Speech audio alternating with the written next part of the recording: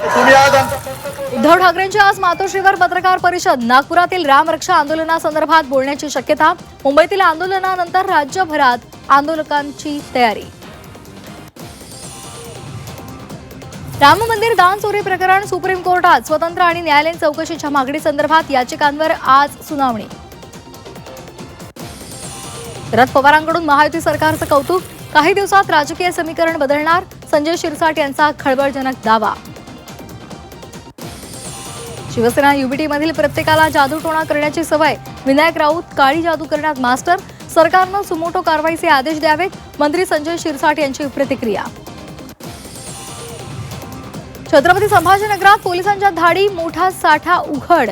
दिवंगत बाबा फरजान यांच्या बंगल्यामधून 5 कोटीहून अधिकचा रोख रक्कम आणि इतर शस्त्रसाठा जप्त.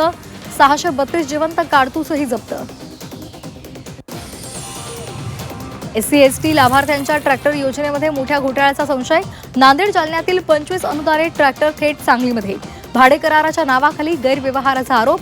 SIT चौकशीची मागणी. नवी मुंबईमधल्या नेरूळ रेल्वे स्टेशन परिसरामध्ये भर दिवसा पोलीस कर्मचाऱ्यावर धारधार शस्त्रानं हल्ल्याचा प्रयत्न. सुदैवानं मोठी दुर्घटना टळली. मद्यपीवर कठोर कारवाईची मागणी.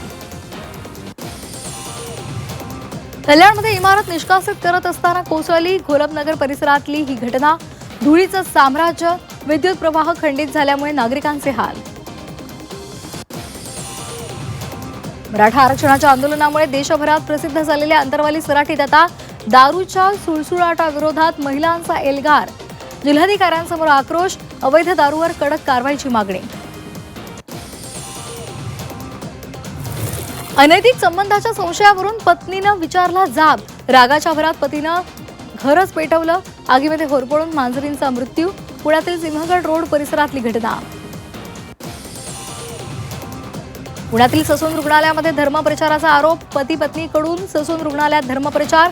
दाम्पत्याविरोधात पोलीस ठाण्यामध्ये गुन्हा दाखल. रायगडमध्ये देवकुंड धबधब्यात पुण्यातील 2 पर्यटक बुडाले. धबधब्याखाली आनंद घेत असताना दोघे बुडाल्याची माहिती. पोलीस आणि बचाव पथक घटनास्थळी.